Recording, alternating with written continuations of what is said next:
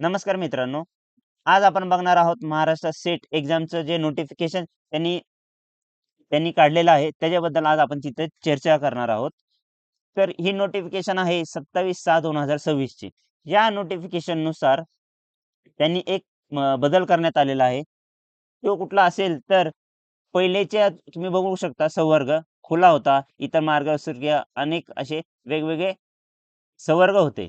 तर याच्यामध्ये त्याऐवजी त्यांनी काय केलेलं आहे, इथं विशेष मागास वर्ग हे ॲड करण्यात आलेलं आहे.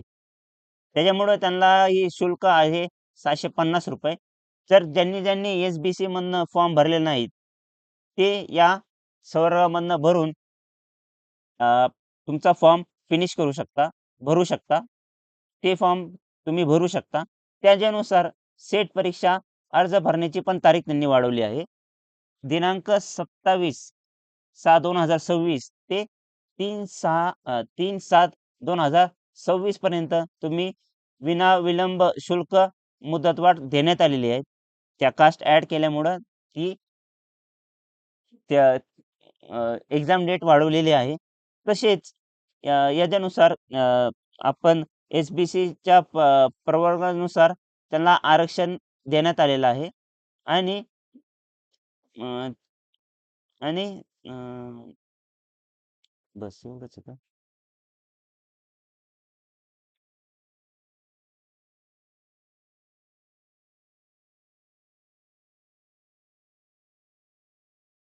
नमस्कार मित्रांनो. आज आपण बघणार आहोत महाराष्ट्र सेट एक्झामच्या नोटिफिकेशनवरती आज आपण इथं चर्चा करणार आहोत. तर ही नोटिफिकेशनची तारीख आहे 27/6/2026. या नोटिफिकेशननुसार असं सांगण्यात आलेलं आहे, की याच्यामध्ये फक्त 2 संवर्ग होते. एक तर खुला होता, इतर मार्गदर्शक भटक्या, विमुक्त जमाती असे वेगवेगळे संवर्ग होते. त्याच्यामध्ये हे शुल्क होते त्यांचे खुल्याला किती होता ₹800 आणि अ, नियम आणि कास्टला होता ₹650 आणि विलंब शुल्क पण इथं दिलेले आहे. तसेच या जाहिरातीनुसार त्यांनी फक्त एक चेंजेस केलेला आहे, की त्याच्यामध्ये फक्त विशेष मागासवर्ग म्हणजेच एस-बी-सी ॲड करण्यात आलेला आहे. त्यांनाही आता हा शुल्क कमी झालेला आहे. जे एलिजिबल आहेत एस-बी-सीवरनं ते हे फॉर्म भरू शकतात.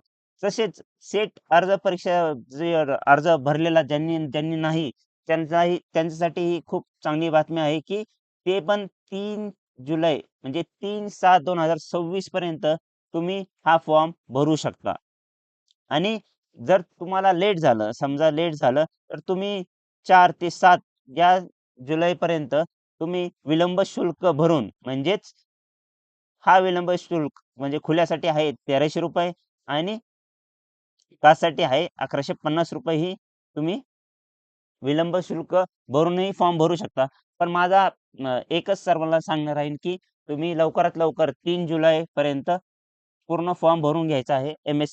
जर तुम्हाला काहीही प्रॉब्लेम आला, तर इथं तुम्ही महाराष्ट्र स्टेट ऑफिसलाही कॉल करू शकता. तसेच तुम्ही ईमेलही करून त्यांना त्याला काहीही डाउट असेल तर तुम्ही विचारू शकता. Thank you.